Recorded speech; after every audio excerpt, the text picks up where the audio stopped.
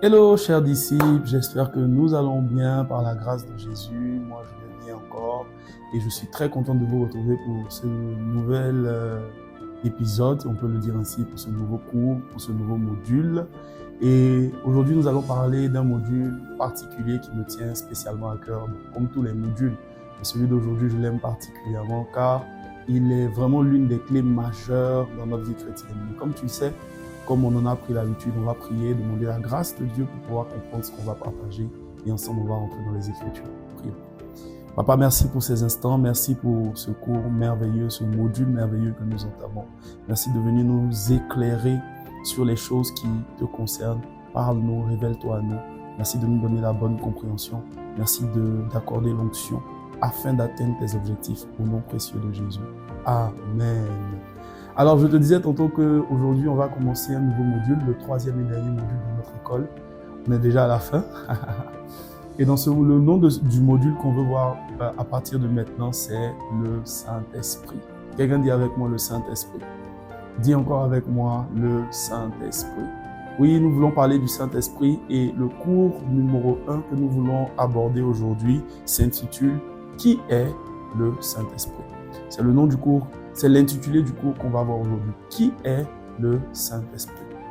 Alors, pour répondre à ces différentes questions, on va aller crescendo. Déjà, la première des choses qu'il faut savoir, c'est que bien qu'il soit souvent représenté par des symboles, on sait que le Saint-Esprit est parfois représenté comme le feu, le Saint-Esprit peut être représenté comme de l'eau dans la parole de Dieu, le Saint-Esprit peut être représenté comme de l'huile, le Saint-Esprit peut être représenté comme du vent. Voilà. Bien qu'il y a plusieurs symboles comme la colombe, le jour de son baptême, la Bible dit, du baptême de Jésus, la Bible dit que l'Esprit est venu sur lui dans une forme comme une colombe. Donc, il y a plusieurs symboles qui représentent en réalité l'action du Saint-Esprit. Voilà, les différents symboles font référence à l'action du Saint-Esprit. Il peut se manifester comme le feu, l'eau, etc. Mais en réalité, le Saint-Esprit n'est pas toutes ces choses. Le Saint-Esprit n'est pas du feu. Le Saint-Esprit n'est pas une chose. Le Saint-Esprit n'est pas de l'eau. Le Saint-Esprit n'est pas du vent. Le Saint-Esprit est premièrement une personne. Ça veut dire quoi une personne? Ça veut dire qu'il est doté d'une personnalité. Voilà, comme toi, comme moi. Le Saint-Esprit est une personne. Et on va voir ensemble des éléments de la personnalité du Saint-Esprit. Prenons les Écritures. Et on veut lire ensemble, premièrement, Acte 15, le verset 28. Acte 15, verset 28. Le passage s'affiche, mais est à Bible, comme on en a pris l'habitude. Et nous lisons ensemble. Acte 15, verset 28. La Bible dit, « Car il a paru bon au Saint-Esprit et à nous de ne vous imposer d'autres charges que ce qui est nécessaire. » Je reprends. « Car il a paru bon au Saint-Esprit et à nous. » Donc, le premier élément qu'on veut voir ici, c'est que le Saint-Esprit est doté d'une faculté de penser. Vous voyez, il n'est pas simplement une chose. Une chose n'a pas la faculté de penser, de réfléchir. Ici, dans ce passage, nous sommes dans le passage d'Actes des Apôtres et justement, on est dans un contexte où les apôtres avaient besoin de statuer par rapport à certains événements qui étaient en train d'arriver, je veux dire, de manière globale dans le monde. Dans le cas d'espèce, il y a eu des choses qui étaient arrivées, il y a eu des événements qui étaient arrivés, donc ils avaient besoin de statuer. Et les apôtres, étant conscients que le Saint-Esprit est d'abord une personne, ont pris le temps de le consulter, ont pris le temps de lui demander son avis. Et en exposant leurs pensées, ils disent « Il a paru bon au Saint-Esprit et à nous ». Donc le Saint-Esprit est quelqu'un qui est doté d'une faculté de penser. Il a un avis à donner. Il a une pensée claire sur des sujets précis. Donc le Saint-Esprit a un raisonnement. Le Saint-Esprit a une pensée. Donc le premier aspect de la personnalité, c'est qu'il est capable de penser. Alléluia. Le deuxième aspect qu'on veut voir maintenant, c'est que le Saint-Esprit parle. Acte 13, verset 2. Le Saint-Esprit parle. Acte 13, verset 2. On lit ensemble. On va le même lire à partir du verset 1er. La Bible dit, « Il y avait dans l'église d'Antioche des prophètes et des docteurs. Barnabas, Siméon, appelé Niger, Lucius de Cyrène, Manahen, qui avait été élevé avec Hérode le tétrarque et Saul. » Verset 2. Pendant qu'ils servaient le Seigneur dans leur ministère et qu'ils jeûnaient, le Saint-Esprit dit, « Mettez-moi à part Barnabas et Saul pour l'œuvre à laquelle je les ai appelés. » Je reprends. Pendant qu'ils servaient le Seigneur dans leur ministère et qu'ils jeûnaient, le Saint-Esprit dit. Donc, on voit ici un deuxième aspect de la personnalité du Saint-Esprit, c'est qu'il est doté de la capacité de parler. Le Saint-Esprit parle, le Saint-Esprit s'exprime, le Saint-Esprit dit des choses. Donc, premièrement, on a vu qu'il a la capacité de penser, d'avoir un raisonnement, d'avoir un avis, d'avoir une manière de concevoir les choses. Deuxièmement, il a la capacité de parler. Et le troisième aspect, il est doté d'émotions. Le Saint-Esprit a des émotions. Ah oui, mes amis, le Saint-Esprit a des émotions. Éphésiens 4, verset 30. On va lire ensemble la parole de Dieu dans le livre d'Éphésiens, chapitre 4, verset 30. Je lis la parole du Seigneur. Éphésiens 4, verset 30, la Bible dit: n'attristez pas le Saint-Esprit de Dieu par lequel vous avez été scellés pour le jour de la rédemption. N'attristez pas, ne rendez pas triste. Ne le rendez pas triste. Donc ça veut dire que le Saint-Esprit peut être rendu triste par les actions que nous posons. Le Saint-Esprit est capable de ressentir des émotions. Le Saint-Esprit est capable de ressentir un certain nombre de choses. Donc tous ces éléments-là nous montrent que premièrement, le Saint-Esprit n'est pas une chose, il est bel et bien une personne. Comme toi, comme moi, il est capable de raisonner, de penser, donc d'avoir un système. Il a un système de pensée, il a des avis, il a une manière dont il conçoit les choses. Donc il est capable de penser. Deuxièmement, il parle, il s'exprime, il manifeste ce qu'il pense. Il ne se contente pas juste de penser, mais il peut parler, il peut dire des choses. Et troisièmement, il a des émotions. Donc la première des choses que nous voulons retenir, c'est qu'il est une personne avec les différents éléments qu'on vient de citer. La deuxième chose que nous voulons voir aujourd'hui en ce qui concerne qui est le Saint-Esprit, donc on suit ensemble. Qui est le Saint-Esprit? Premièrement, il est une personne. Deuxièmement, qui aurait pu être en réalité le premièrement, mais j'ai voulu commencer par la personne du Saint-Esprit. Deuxièmement, le Saint-Esprit est Dieu. Dis avec moi, le Saint-Esprit est Dieu. Dis encore avec moi, le Saint-Esprit est Dieu. Alors, au niveau de la divinité, j'aimerais dire ici que le Saint-Esprit est l'une des personnes de la Trinité. On connaît tous le concept de la Trinité, hein? Dieu se manifeste sous la personnalité du Père, du Fils et de l'Esprit. Voilà. Donc, contrairement à ce que beaucoup de personnes disent, le Saint-Esprit n'est pas la troisième personne de la Trinité. Voilà. C'est vrai que très souvent dans les Écritures, il est cité en troisième position. On va souvent parler du Père, du Fils et de l'Esprit. Mais la Bible ne fait pas mention d'une hiérarchisation entre eux. D'ailleurs, si on devait même hiérarchiser des éléments qu'on a, on aurait même tendance à placer le Saint-Esprit en deuxième position. Pourquoi? Parce que lorsqu'il est question du pardon des péchés, Jésus dit au sujet du pardon des péchés que tous ceux qui pêchent contre lui, Jésus, pourront trouver le pardon. Mais celui qui pêche contre le Saint-Esprit, qui blasphème particulièrement contre le Saint-Esprit, le péché qu'on appelle le blasphème contre le Saint-Esprit, cela ne lui sera pas pardonné. Donc on voit que Jésus positionne le Saint-Esprit à un niveau assez particulier. On le verra dans d'autres cours, mais également lorsqu'il était question de partir, Jésus dit « Il vous est avantageux que je m'en aille. » Ah Jésus, tu es venu sur la terre, tu as marché pendant près de 3 ans et demi avec tes disciples, tu as fait un certain nombre de choses, on s'est accroché à toi, tu as été la manifestation de Dieu sur la terre et tu dis que toi comme ça là, il est avantageux que tu t'en ailles pour que le Saint-Esprit vienne. C'est que assurément celui qui doit venir là est tout aussi, voire même peut-être même plus grand que toi. Donc il faut retenir que la Bible ne fait pas de hiérarchisation entre eux, non. C'est 3 personnes qui représentent la divinité. Dieu est 3 en 1. Voilà, il n'y a pas de hiérarchisation. Et on va voir les textes qui nous le montrent. Premièrement, on va voir ensemble que le Saint-Esprit était présent lors de la création. À la création, le Saint-Esprit était là. Genèse 1, verset 1 à 3. On prend ensemble nos Bibles dans le livre de Genèse, le chapitre 1, le verset 1 à 3. Genèse, chapitre 1, verset 1 à 3. Je lis la parole. Au commencement, Dieu créa les cieux et la terre.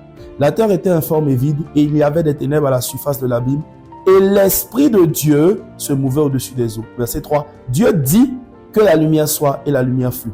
Alors, dans ces 3 passages qu'on vient de lire, dans ces 3 versets qu'on vient de lire, en Genèse chapitre 1, on se rend compte que les 3 personnes de la divinité apparaissent. Premièrement, on nous dit au commencement Dieu. Le Dieu qui est ici établi, c'est la notion du Père. Au commencement, Dieu créa les cieux et la terre. Deuxièmement, la Bible dit la terre était informe et vide, il y avait des ténèbres à la surface de la Bible, et l'Esprit de Dieu. Deuxième personne de la Trinité qui est présentée. Et ensuite, troisième personne, on dit et Dieu dit. En fait, le dit là, c'est la parole. Et or, nous savons dans Jean que la Bible dit que et la parole a été faite chair, et cette parole qui a été faite chair, c'est Jésus. Voilà, Jésus, c'est la manifestation humaine de la parole qui a été faite chair. Donc, on voit bien que on a Dieu qui crée, donc le Père, On a l'Esprit qui se met au-dessus des eaux, le Saint-Esprit, et on a le dit de Dieu qui est la parole de Dieu, qui est Jésus. Amen. Donc voilà déjà un premier exemple. Donc il était là lors de la création, au même titre que les deux autres. Au même titre aussi que les deux autres, il est mandataire de la grande commission. On va le voir ensemble. Matthieu 28, verset 19. Alors quand on parle de la grande commission, vous savez, c'est la dernière volonté que le Seigneur a laissée sur la terre. Il a dit, allez par tout le monde et faites de toutes les nations des disciples. On va voir que dans les recommandations qu'il donnait, le Saint-Esprit aussi est présent parmi les personnes qu'il cite. On va lire ça ensemble. Matthieu 28, verset 19. On lit ensemble. Allez, faites de toutes les nations des disciples, les baptisons au nom du Père, du Fils et du Saint-Esprit. D'accord? Donc, allez, faites de toutes les nations des disciples et vous avez mandat de la part. Parce que quand on dit les baptisons au nom du Père, du Fils et du Saint-Esprit, c'est pas comme si chacun a un nom. Voilà, chacun n'a pas de nom. C'est une seule personne. Quand on dit au nom d'eux, ça veut dire sous l'autorité d'eux. Si je t'envoie et que tu vas chez le boutiquier en mon nom, ça veut dire que tu vas sous mon autorité, sous mon mandat. Donc quand tu vas aller voir le boutiquier et puis que tu vas lui dire « Je viens au nom de ma maman », tu n'es pas en train de dire que tu viens avec son prénom. Tu es en train de dire que tu viens avec son autorité. C'est elle qui t'a envoyé. C'est elle qui t'a mandaté. Voilà. Donc ici, quand Jésus présente le mandat, quand il présente le mandat pour pouvoir justement baptiser, il dit dans le mandat pour baptiser là, en fait, on baptise au nom de Dieu. Mais la notion de Dieu là, il y a le Père, il y a le Fils et puis il y a l'Esprit aussi. Donc le Saint-Esprit est Dieu. Amen. On va voir encore un dernier élément bonus pour bien comprendre ces choses-là. Et dans cet élément-là, on fait beaucoup plus référence en fait à la communion, donc à la vie spirituelle. 2 Corinthiens 3, 2 Corinthiens 13, pardon, 2 Corinthiens 13, verset 13. Lisons ensemble la parole du Seigneur. La Bible dit, 2 Corinthiens 13, 13, la Bible dit que la grâce du Seigneur Jésus-Christ, l'amour de Dieu et la communication du Saint-Esprit soient avec vous tous. Donc ici, c'est comme si on attribue une grâce particulière, une grâce donnée à chaque personnalité de la Trinité. On parle ici de la grâce du Seigneur Jésus. Ensuite, on parle de l'amour de Dieu. Et ensuite, on parle de la communication du Saint-Esprit. La communication, encore la communion. Donc, on voit encore que lorsqu'on parle de la Trinité, le Saint-Esprit est cité, le Saint-Esprit est mentionné. Donc, tous ces éléments-là nous permettent de montrer que le Saint-Esprit est Dieu. On va encore voir d'autres éléments, mais déjà sur ce passage, je voulais revenir. Vous voyez que l'ordre ici n'a pas été forcément respecté selon ce qu'on comprend. Il n'a pas dit que l'amour de Dieu, la grâce du Seigneur Jésus, il a commencé par le Seigneur Jésus. Donc, il n'y a pas de hiérarchisation. Jésus dit, celui qui m'a vu a vu le Père. Nous sommes un. C'est pas, il y a une hiérarchisation. Ensuite, c'est vrai que dans la manière de présenter la relation, Jésus présente, quand il est sous forme de Jésus, il dit, il y a le Père et il y a le Fils. Donc, sur terre, oui, il y a une forme de hiérarchisation dans le sens de le Père et le Fils. Mais je veux dire, il n'y a pas d'ordre pour dire, lui là, il est premier, lui là, il est deuxième, lui là, il est meilleur. Pourquoi c'est important de comprendre ce point? Parce qu'en réalité, qualifier le Saint-Esprit de la troisième personne, c'est de manière subtile le mettre comme quelqu'un qui n'est pas très important. Et c'est une grande erreur. Et on va le voir par la suite des enseignements. Voilà, beaucoup de chrétiens souvent connaissent le Père, justement, ont la révélation de l'amour du Père, ont la révélation de la grâce qui se trouve dans le Seigneur Jésus pour nous changer, pour nous transformer, pour nous délivrer. Quand ils vont prier, ils savent qu'ils doivent dire papa, ils connaissent le Père. Mais peu de chrétiens vont dans la dimension de la communion, la communication avec le Saint-Esprit. Et c'est l'une des raisons pour laquelle la vie de plusieurs personnes n'est pas affermie. Et parce que nous sommes à l'école des disciples, à la Disciple School, nous voulons voir les éléments qui permettent l'affermissement. Donc l'un des éléments, c'est le module que nous sommes en train de voir, c'est la personne du Saint-Esprit. Tu dois comprendre que le Saint-Esprit est Dieu, au même titre que le Père, au même titre que le Fils, et que tu dois, au même titre que tu en as avec eux, la même manière que tu as une relation avec le Père, la même manière que tu as une relation avec le Fils, tu dois aussi développer une relation spécifique avec l'Esprit du Seigneur. Alléluia. Qu'il en soit ainsi dans le nom de Jésus. Je vais donner d'autres éléments qui prouvent encore la divinité du Saint-Esprit. Psaume 139, verset 10.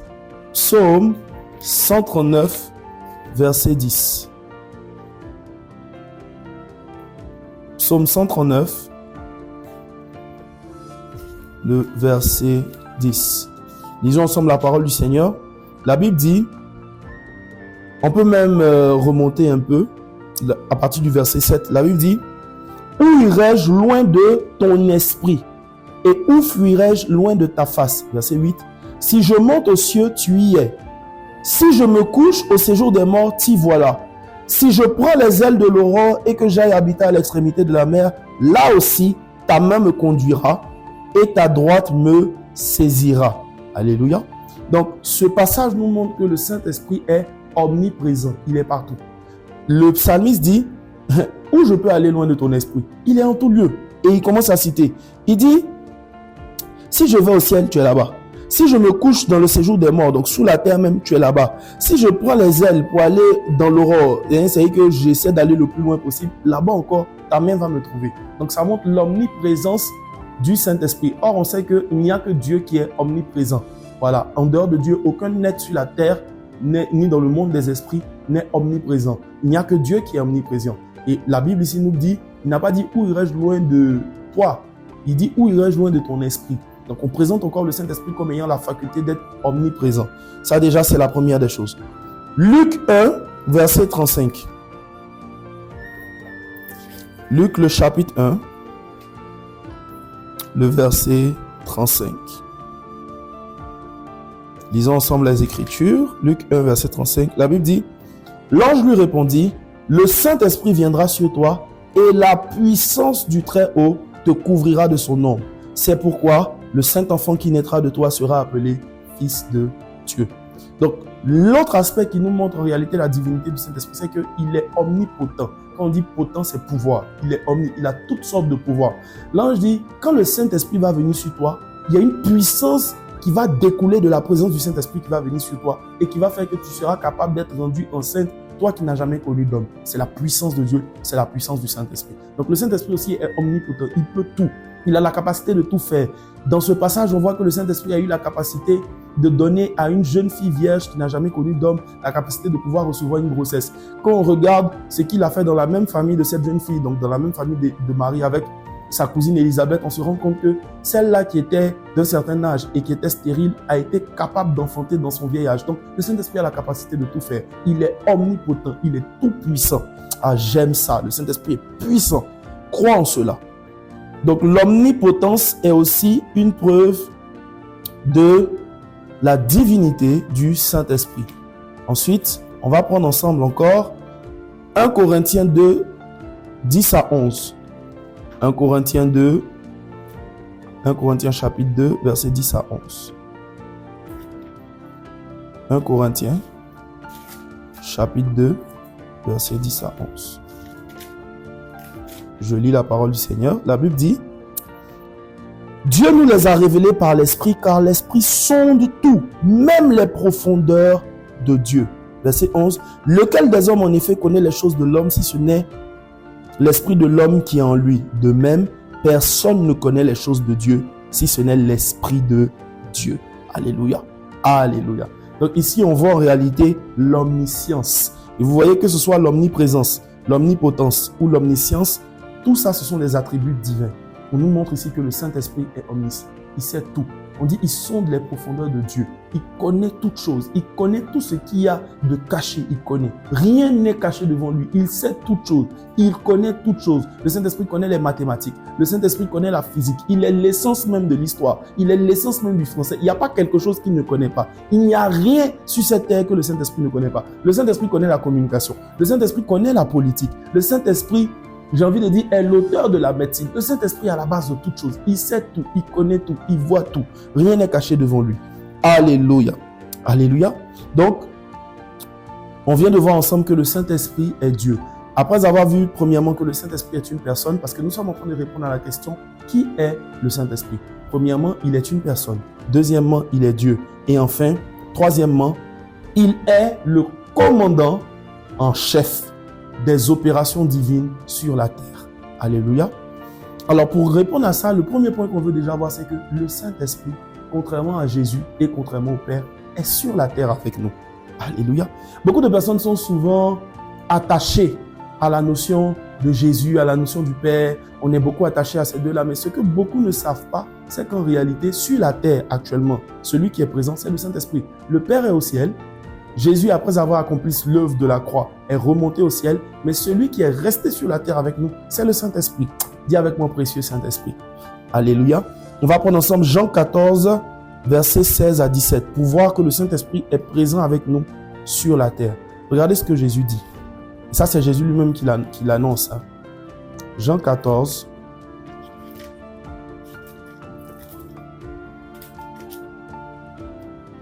Oui, Jean 14, versets 16 à 17. Je lis la parole du Seigneur. Verset 15 déjà. Si vous m'aimez, gardez mes commandements.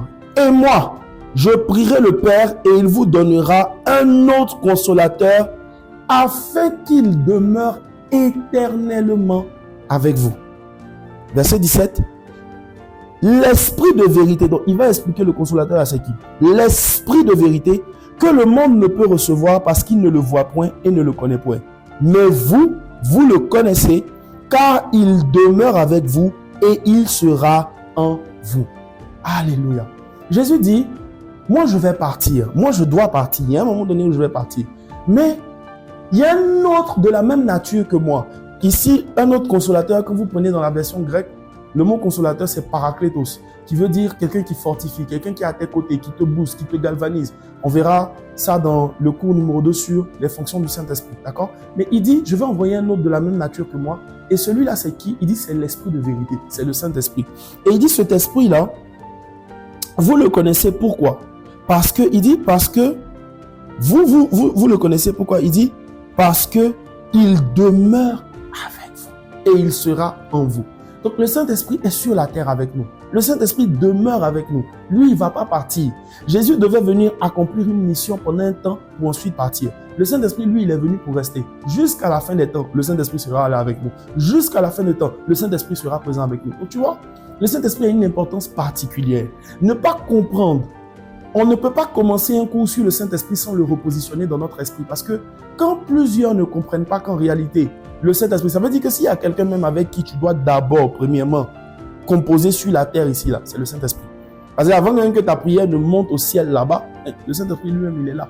D'ailleurs, je vais juste te dire cette phrase. Le Saint-Esprit lui-même est le canal par lequel ta prière peut même être efficace et puis monter vers le ciel. Oui. Donc le Saint-Esprit doit être repositionné dans ton esprit comme étant quelqu'un qui suit la terre là. C'est lui qui gère tout. Pourquoi? Parce qu'il est sur la terre. Ça déjà, c'est la première des choses. On a dit qu'il est le commandement des opérations divines sur la terre. Premier argument, il est sur la terre avec nous. Il demeurera ici éternellement. Deuxième chose, on voit ça en Acte 16, verset 6. Acte 16, le verset 6. Je lis la parole du Seigneur. Lisons donc ensemble. Acte 16, le verset 6. La Bible dit, ayant été empêché par le Saint-Esprit d'annoncer la parole dans l'Asie, ils traversèrent la Phrygie et le pays de la Galatie. Alléluia. Donc ici, dans le passage de Acte 16, on nous montre généralement l'épopée, si je puis dire ainsi, de Paul. Les voyages missionnaires qu'il faisait, comment est-ce qu'il allait de lieu en lieu pour évangéliser, fortifier les frères, etc. Et un jour, Paul a voulu aller dans un endroit donné.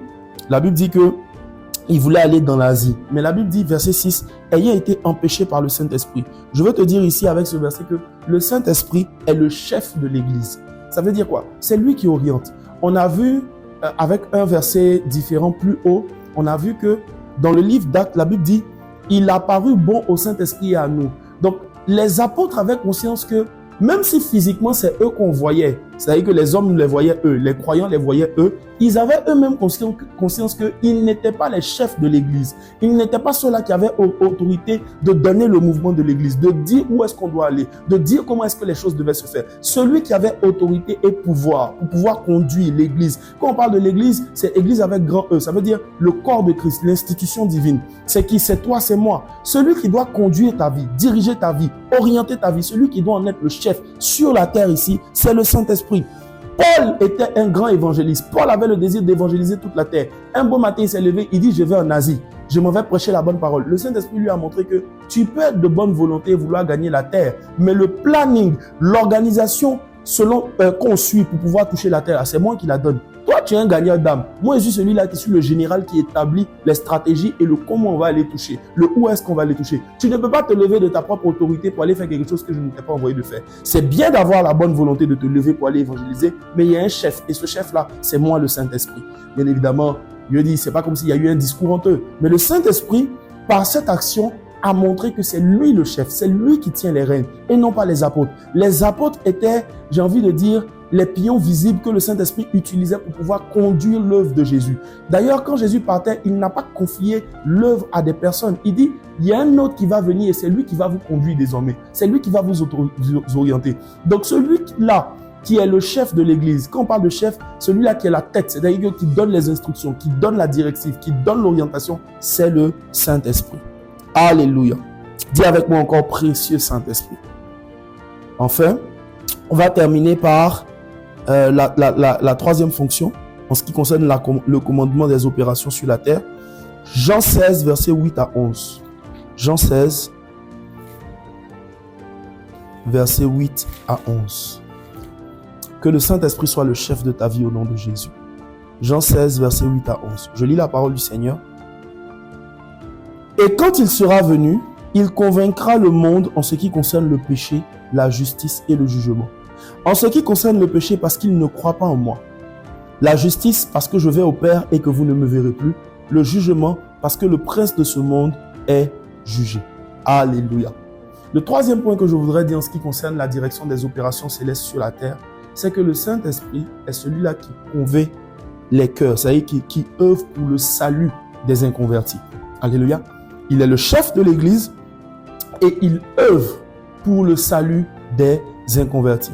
Jésus dit quand il va venir, il va faire trois choses. Il va convaincre de péché, de justice et de jugement. Il dit premièrement, de péché, pourquoi? Parce le monde ne croit pas en moi. Donc, Jésus dit, le problème du péché, j'ai dit que le Saint-Esprit allait convaincre de péché, de justice et de jugement. Il dit, le problème du péché là, c'est qu'il emmène les gens à ne pas croire en moi. Or, il dit que quand le Saint-Esprit viendra, il va convaincre le monde au sujet du péché. Ça veut dire que le rôle du Saint-Esprit à l'égard du péché, c'est de nous emmener à croire en Jésus, donc à renoncer à la vie de péché. Et c'est ce que le Saint-Esprit fait lorsque nous ne connaissons pas encore Jésus. Il va œuvrer dans nos vies de sorte à ce que nous puissions le rencontrer. Ça, c'est la première fonction par rapport aux païens. La deuxième fonction, on dit, il va convaincre de justice.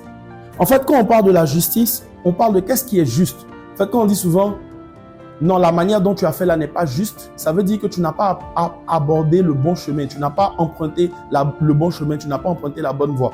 Donc, quand on parle de la justice, la notion de justice fait référence aussi à la manière dont les choses sont faites. On peut faire une bonne chose, mais de la mauvaise manière. Dès cet instant, ce n'est pas juste. D'accord? Donc, il dit quand le Saint-Esprit va venir là, il va aussi convaincre les cœurs de la justice parce que moi, je m'en vais. En d'autres termes, je ne serai plus là pour vous dire qu'est-ce qui est juste, qu'est-ce qui n'est pas juste.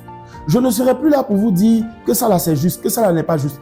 Quand j'étais là, j'étais celui-là qui faisait office de juge et qui vous montrait les voies de la justice. Mais lorsque l'Esprit viendra, il va aussi convaincre les cœurs de justice. Ça veut dire qu'il va aller auprès de ceux qui ne connaissent pas le Seigneur et puis il va leur faire comprendre que la manière dont tu vis là n'est pas juste. La façon dont tu conduis ta vie là n'est pas juste. La manière dont tu te comportes là n'est pas très juste. En fait, il va révéler la justice. Il va expliquer quelle est la bonne voie, quelle est la bonne manière, quelle est la bonne façon de faire. Et même à l'église de Dieu, il le fait également. Il nous montre les bonnes voies. Donc le Saint-Esprit convainc de justice. Il convainc de ce qui est juste. Il convainc de ce qui est correct. Il convainc que c'est une bonne manière de faire. Plusieurs d'entre vous avez souvent expérimenté ça. Quand vous avez donné votre vie à Jésus, tu finis de manger du pain, tu prends le papier, tu jettes. Il y a quelque chose dans ton cœur qui te dit ramasse. C'est pas juste de jeter les choses dans la rue comme ça. Donc la notion de justice ne s'affaire pas que à l'aspect du péché. Elle prend en compte même d'autres aspects qui ne sont pas péchés, mais est-ce que c'est correct de se comporter comme ça? Parfois, il y a des choses qu'on fait qui ne sont pas des péchés. Genre, tu n'as pas volé, tu n'as pas tué, tu n'as pas menti. Ce n'est pas des péchés évidents. Vous vous souvenez, on a fait le cours sur le péché et tout ça. Mais en réalité, sur la croix où on a parlé du péché. Mais en réalité, quand on dit le Saint-Esprit convainc de justice, ça veut dire que il va parler à ton cœur pour te dire que la voie que tu as empruntée là n'est pas juste. Aux yeux de qui? Aux yeux de Dieu. Jésus a dit, il va prendre des choses qui appartiennent à Dieu, des choses qui m'appartiennent, il va vous les enseigner, il va vous les révéler. Donc le Saint-Esprit convainc les cœurs, notamment ceux des inconvertis, de péché et de justice. Et ensuite, il dit également de jugement. Et en ce qui concerne le jugement, il dit parce que le prince de ce monde est jugé. En fait, c'est que le Saint-Esprit te fait réaliser que Satan là, il est déjà en jugement. Ça veut dire quoi? Ça veut dire que ne le laisse pas t'entraîner avec toi dans la mauvaise manière de vivre. Parce que ce qu'il fait là, il y a déjà son jugement qui est préparé. Donc en d'autres termes, il va te révéler que si tu vis comme Satan vit, et je veux faire une petite parenthèse pour expliquer ce que la Bible dit, La Bible dit qu'à la base, l'enfer n'a pas été créé pour les hommes. Elle a été créée pour Satan et pour ceux qui lui ressemblent. Donc ça veut dire qu'en réalité, ceux qui iront en enfer, c'est ceux qui ressemblent à Satan, qui se comportent comme Satan, qui parlent comme Satan, qui ont les attitudes de ténèbres. Donc le Saint-Esprit, lorsqu'il vient te convaincre de jugement, il vient en réalité te faire comprendre, te faire réaliser que la mauvaise manière de vivre là, il y a un jugement qui va de pair avec. Il y a une condamnation qui va de pair avec. Donc c'est comme une forme de réveil-toi. Attention, sois vigilant. Cette manière de vivre là emmène en enfer. Cette manière de vivre là condamne. Cette manière de vivre là emmène une forme de condamnation. Parce que le prince de ce monde lui-même là, il est déjà condamné. Donc si tu suis ses voies, toi aussi tu vas aller dans la condamnation. Voici ainsi présenté, bien aimé, les différents aspects qui nous permettent de repositionner la personne du Saint-Esprit. Le cours 1, c'est qui est le Saint-Esprit? Premièrement, le Saint-Esprit est une personne, c'est quelqu'un. Donc on a dit que il a une faculté de penser, de parler et il peut ressentir des émotions. Deuxièmement, le Saint-Esprit est Dieu. Pourquoi est-ce qu'il est Dieu? Il est l'une des personnes de la Trinité. Il a la capacité, il est omniprésent, il est omnipotent, il est omniscient. Donc ça prouve sa divinité. Et troisièmement, il est le commandement des opérations divines sur la terre. Ça veut dire que c'est lui qui règne sur la terre. Pourquoi? Parce qu'il est éternellement avec nous sur la terre. Il est le chef de l'Église et c'est lui qui conduit la conversion, le mouvement du salut des âmes des inconvertis. Que Dieu te bénisse. Ainsi, il faut qu'on fasse notre cours. On va donc prier pour demander la grâce au Saint-Esprit d'avoir la révélation de qui il est, qu'il se révèle à nous, qu'il nous donne la conscience de qui il est, afin que nous puissions marcher en nouveauté de vie avec lui. Alléluia. Prions le Seigneur. Précieux, merci. Merci pour ce cours, merci pour cette révélation.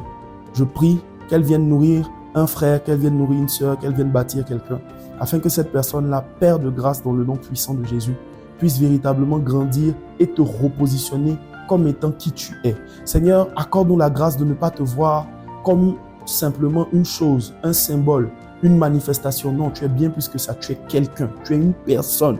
Donne-nous d'avoir la révélation du fait que tu es une personne. Oui, Saint-Esprit, tu es une personne.